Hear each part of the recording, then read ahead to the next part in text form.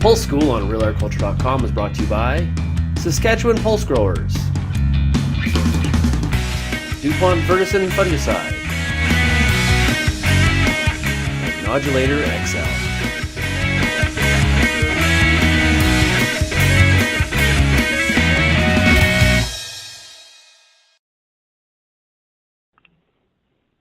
We're joined right now on RealAgriculture.com by Chuck Penner with Left Field Commodities. Welcome today, Chuck. Thanks, Sean. Good to be here. Chuck, this is an edition of the Pulse School. Today we're going to talk about, of course, the markets, unless you want to talk about agronomy. No, that's way outside my area of knowledge. No problem.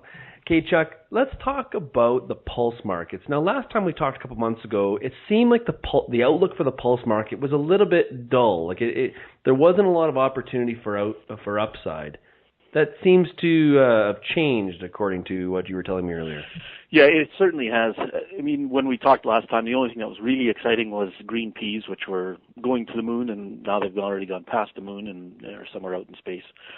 But there really isn't much left to sell, so that's kind of become a non-story. I think when we talked the last time, I was talking about yellow peas getting to $9, and they were just starting to get there, and now they're starting to get past there.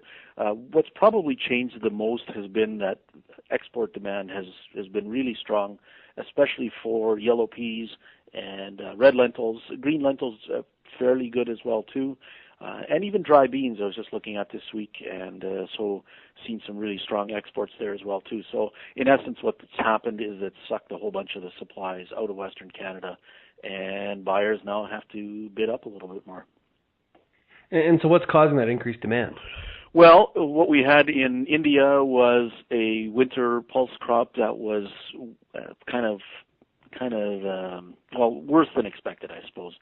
And it wasn't small necessarily, but they've been buying quite regularly both red and green lentils, and they've also been buying yellow peas.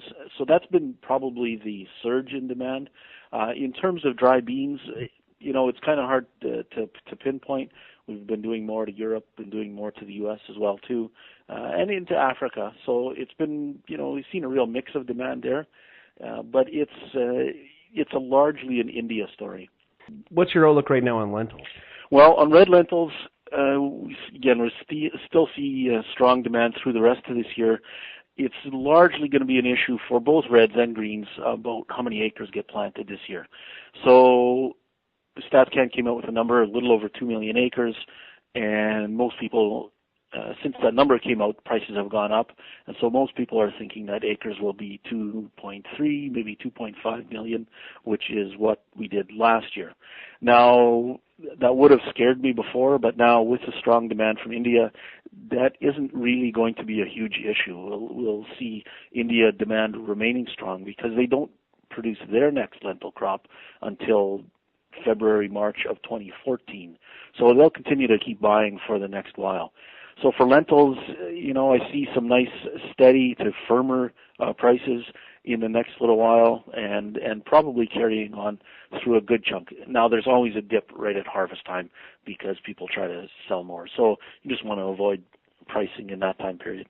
That was red lentils. How about yellow or green lentils? Well, yeah, they're yellow inside. That's my agronomic knowledge. But the greens, again, that will partly depend on India as well too. But there, what happens is they compete with a crop called pigeon peas. So you split them and they're yellow inside, of course, and so they compete with pigeon peas. So that is a summer crop in India. So we're watching the monsoon rains. They're just starting to develop there now to sort of see how that crop goes in. So depending on the size of that crop in India will kind of determine direction on green lentils. But I think most of the increased acres in Western Canada are reds, and so I don't think we'll see the much bigger acres on the green side. So, it's going to be steady as well there too. So we as we look at that, what comes to my mind is that this is sort of another thrust in the camp of crop rotation is important. When we were doing the Saskatchewan Pulse Growers regional meeting tour, There's a lot of guys thinking about doing some other things, and now it looks like the guys that stayed in some of these crops are going to do better than they had thought a couple months ago. Yeah, I think that's the case. The markets are very fluid, of course, and since we did those meetings, I think that was in February, we've seen wheat prices basically go sideways since then. So no real strength, and so any increase, I think farmers would like to put the pulses in as long as they pencil out, and so by seeing prices rise for especially for red lentils and new crop prices, and for yellow peas as well too, I think farmers were looking for opportunities to put those crops in. So is there any sort of bust that can get in front of green peas? Well, yes, absolutely.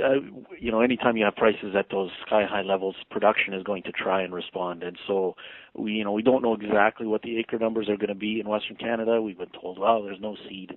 And at the same time, we've seen seed available for sale in the classifieds. But it's kind of hard to peg that, but we're also going to see bigger acres, we know for sure already from the States. And there they tend to grow more greens as opposed to yellows. And so we'll see a production response from there as well too. And maybe even from other places like Argentina, they may try to put some in as well too.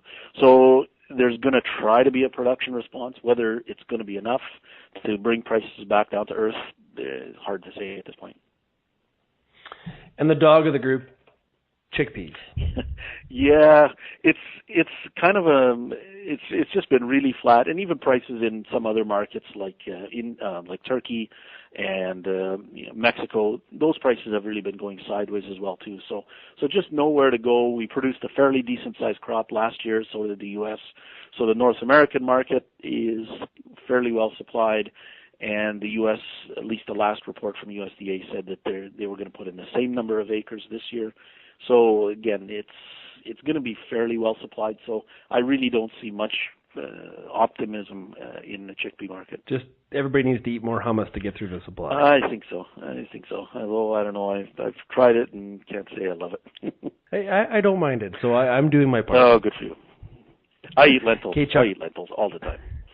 Incorporate lentils into everything, as we learned in February on the regional Absolutely. tour, even in cookies. Mm-hmm. Okay, Chuck, thanks a lot. We'll talk to you again soon. Yeah, Chuck.